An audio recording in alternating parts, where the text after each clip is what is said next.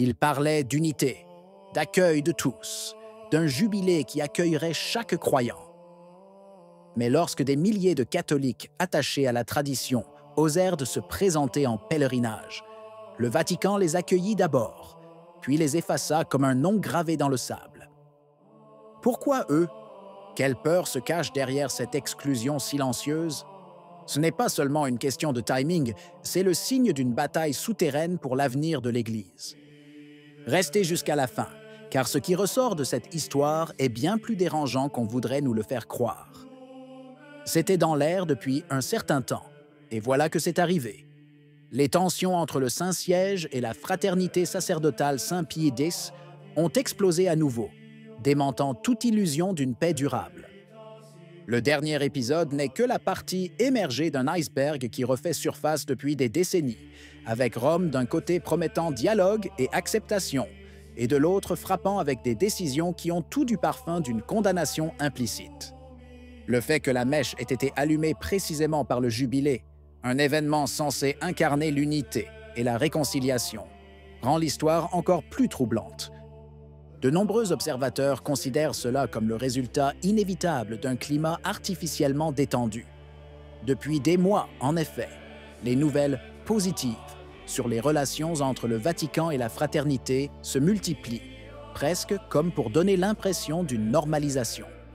Mais chaque trêve apparente dans l'histoire des relations avec les lefèvristes a toujours été suivie d'une douche froide. Et c'est ce qui s'est produit à nouveau, avec un timing qui semble destiné à rappeler à tous que malgré les sourires diplomatiques, la fraternité reste un corps étranger, toléré mais pas accepté. Les fidèles qui remplissent les chapelles de la fraternité à travers le monde continuent de recevoir des sacrements valides, mais toujours entourés de l'aura de l'irrégularité. Rome, de son côté, se limite à parler de dialogue sans prendre de réelles mesures en vue d'une solution définitive. Le sentiment est que le Saint-Siège préfère maintenir cette ambiguïté, presque comme s'il s'agissait d'une arme à utiliser en cas de besoin. Tolérance un jour sur deux, correction soudaine lorsque le climat médiatique ou ecclésiastique l'exige. L'événement le plus sensationnel s'est produit à la mi-août.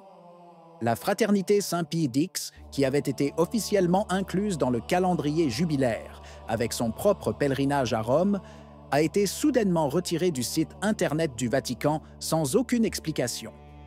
Un épisode qui ne peut être écarté comme un simple oubli technique, car le pèlerinage avait été annoncé, médiatisé, planifié et avait déjà attiré des milliers de fidèles venus du monde entier. Leur présence à Saint-Jean-de-Latran, avec le chapelet public et la procession à travers la Porte Sainte, était attendue comme un témoignage joyeux et impressionnant de foi. Pourtant, quelques jours avant l'événement, le Vatican a supprimé toute référence à l'initiative, ne laissant au calendrier que les autres pèlerinages, passés et futurs, tous sauf celui, lefévrien. Un geste qui ne peut manquer d'être interprété comme un acte délibéré d'exclusion. Ce qui est particulièrement frappant, c'est l'hypocrisie du message officiel accompagnant le jubilé. Une année pour tous, sans exclusion. Or, les faits montrent le contraire. Tout le monde est le bienvenu, sauf ceux qui refusent de se plier aux nouveaux principes du Concile. Pour de nombreux catholiques traditionalistes, cette expulsion n'est pas seulement un affront symbolique, mais une véritable blessure. Un pèlerinage qui aurait dû renforcer les liens avec Rome s'est transformé en un signe d'hostilité. Un silencieux mais retentissant « Vous n'êtes pas des nôtres ». Au lieu de rechercher l'unité, le Saint-Siège a choisi la voie de l'humiliation publique, démontrant que le problème de la fraternité n'a pas été résolu du tout, mais qu'il est au contraire utilisé comme un terrain d'essai pour mesurer la fidélité au nouveau parcours ecclésial. L'annulation du pèlerinage n'était pas un incident isolé. Presque simultanément, un autre front s'ouvrit avec les déclarations du cardinal Anders Arborelius, archevêque de Stockholm.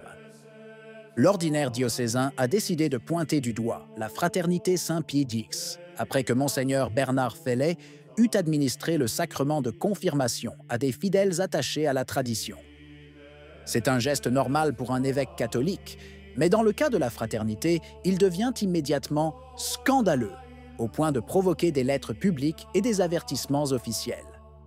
Dans une déclaration adressée au diocèse, le cardinal a appelé les catholiques à la pleine unité avec Rome et a mis en garde contre la participation au sacrement de la fraternité, qu'il a qualifié de dépourvu de statut canonique légitime. En réalité, les confirmations de Messgesneur-Fellé sont tout à fait valables. Personne, pas même les critiques les plus ardents, n'ose le nier. Et pourtant, c'est précisément cette évidence qui est troublante.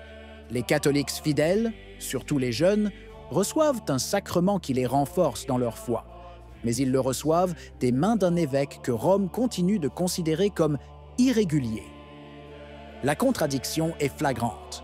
Au lieu de se réjouir de l'enracinement des âmes dans l'Église, certains prélats choisissent de susciter la controverse, divisant et semant la confusion parmi les fidèles.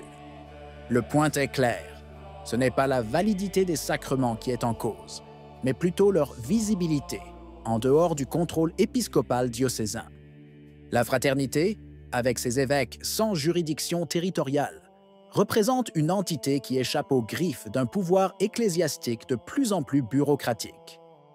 La vérité historique est que la fraternité n'est jamais née contre l'Église, mais au sein de l'Église.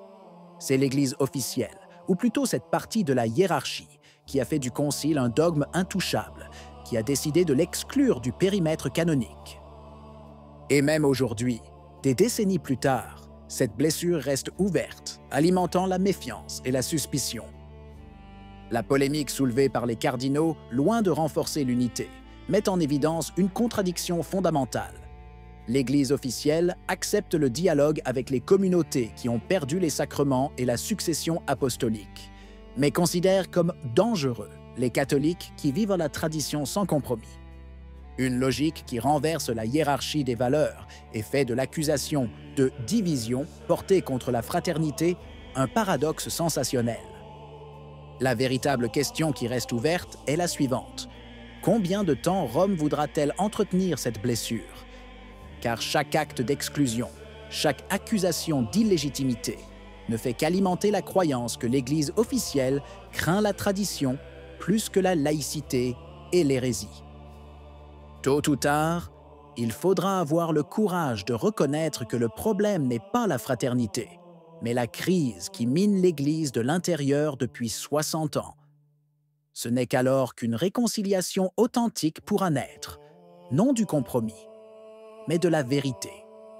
Jusqu'à ce jour, les fidèles continueront à chercher leur force dans les sacrements et la liturgie traditionnelle, même s'ils sont méprisés ou ignorés par ceux qui devraient les protéger.